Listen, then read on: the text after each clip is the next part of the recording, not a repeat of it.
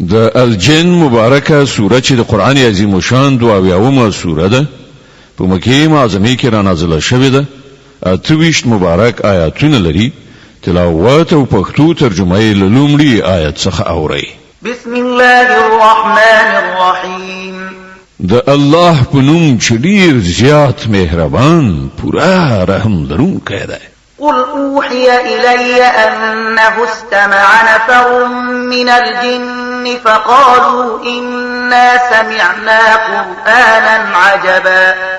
يهدي إلى الرشد فآمنا به ولن نشرك بربنا أحدا ای پیغمبره وایا ماته وحی را لګل شوی د چې د پیریانو یوې ډلې په غو سره قرآن ته وکی خود بیا یې لبرته ستنیدو ورسته خپل قوم ته وویل مونږ خورا یو ډیر عجیب قرآن اوریدلی دی چې د سمې لارې لوري ته لارښوونه کوي له دې کبله مونږ پر هغه باندې ایمان راوړی دی او اوس به مونږ هیڅ کله له خپل پروردګار سره څوک شریک نه کړو وأنه تعالى جد ربنا ما اتخذ صاحبة ولا ولدا او دا چې زموږ د پروردګار شان ډیر لوړ او پورته دی هغه څوک میرمن یا زوی نه دی نیولای وأنه كان يقول سفيهنا على الله شططا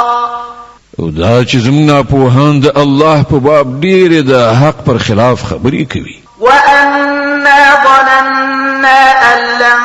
تقول الإنس والجن على الله كذبا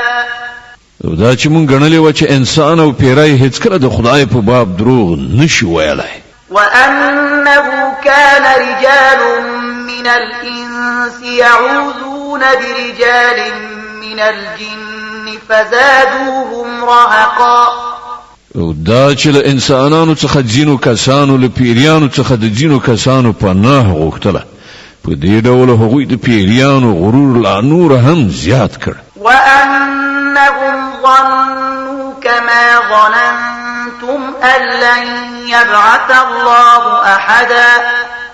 او دا چې انسانانو هم همغه ګمان وکړ لکه چې ستاسو ګمان چې الله به کوم پیغمبر راونه لېږي وأنا لمسنا السماء فوجدناها ملئت حرسا شديدا وشهبا او دا چې موږ د اسمان پلټنه وکړه نو موریدل چې هغه له پیرادارانو څخه ډک دی او د اور غورځونکو ستورو باران کیږي وأنا كنا نقعد منها مقاعد للسمع فمن يستمع الآن يجد له شهابا رصدا او دا چې په خوا موږ د خبرونو د اوریدلو لپاره په اسمان کې د ناستې ځای مندلو خو اوس چې څوک په پټه په غلا د اوریدلو هڅه کوي هغه د ځان لپاره په څارو ځای کې یو ور غورځونکی ستوری موجود مومي وأنا لا ندري أشر أريد بمن في الأرض أم أراد بهم ربهم رشدا او دا چې موږ په دې نه پوهېدلو چې آیا د ځمکې له اوسیدونکو سره د کوم ناوړه چلند کېدلو اراده کړی شوې ده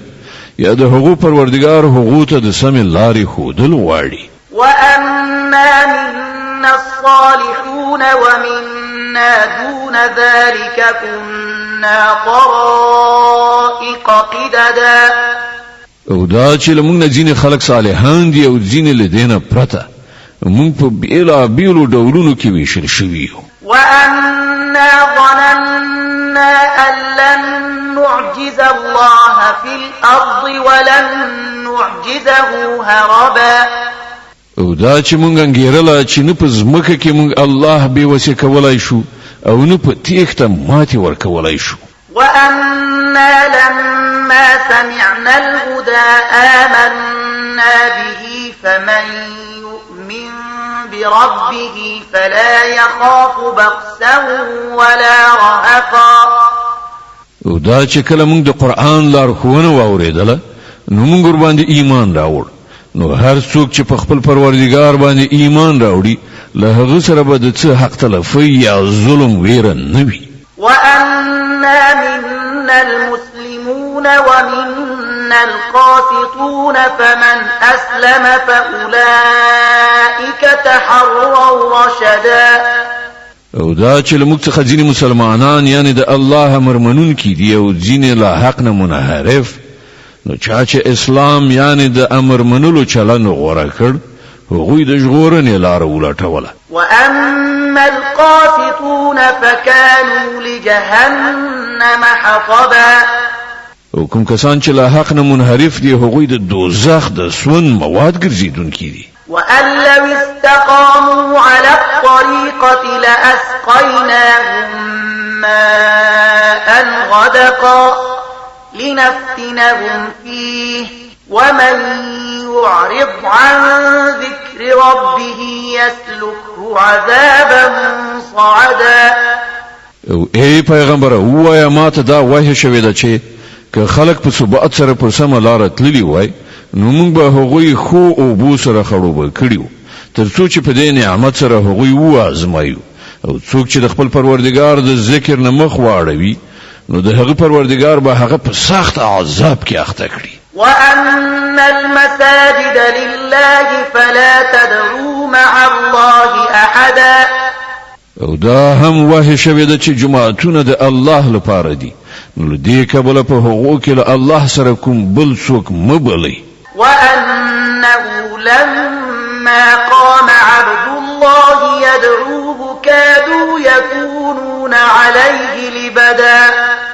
او دا چې کله چې د الله بنده د هغه د عبادت لپاره ودرید نو خلق پر هغه باندې د ورلویدلو لپاره چمتو شول. قل إنما أدعو ربي ولا أشرك به أحدا. ای پیغمبر وایي چې زه خو خپل پروردگار بلم او له هغه سره هیڅ څوک نه شریکوم. قل إني لا أملك لكم ضرا ولا رشدا. وایي زه تاسو ته نه د څه زیان رسولو واک لرم نه د څه ښېګڼې. قل إني لن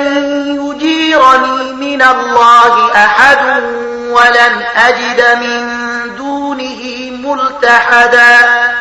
وای ما د الله له مؤاخذې څخه هیڅ څوک نشي ژغورلی او نه زه د هغه له لمنې څخه پرته کوم د پناه ځای موندلی شم. إلا بلاغا من الله ورسالاته ومن يعص الله ورسوله فإن له نار جهنم خالدين فيها أبدا. زما مسؤلیت لدی پرته بل څه نه دی چې د الله وینا او د هغه پیغامونه ورسوم، او هر څوک چې د الله او د هغه د پیغمبر خبره ونه مني د هغه لپاره د دوزخ اور دی او دغه راز خلک به په هغه کې د تل لپاره اوسیږي. حتى إذا رأوا ما يوعدون فسيعلمون من أضعف ناصرا وأقل عددا. دوی بل خپل دغه چلن نه روان نه وړي تر دې پورې چې کله چې هغه څه وویني چې له دوی سره وعده کیږي نو دوی ته به څرګنده شي چې د چا ملاتړ کمزوری دی او د چا د ډلې شمیر لږ دی. قل إن أدري أقريب ما توعدون أم يجعل له ربي أمدا. وزه نه پوهېږم چې د کوم شیانې عذاب وعده چې له تاسو سره کیږي هغه نږدې ده او که زما پروردگار د هغې لپاره کومه اوږده موده ټاکي. عالم الغيب فلا يظهر على غيبه أحدا إلا من ارتضى من رسول فإنه يسلك من بين يديه ومن خلفه رصدا ليعلم أن قد أبلغوا رسالات ربهم وأحاط بما لديهم وأحصى كل شيء عددا. هغه په غیب عالم دی، په خپل غیب باندې څوک نه خبروي پرته له هغه استازي نه چې هغه د غیب د څه علم ورکولو لپاره غوړه کړی وي.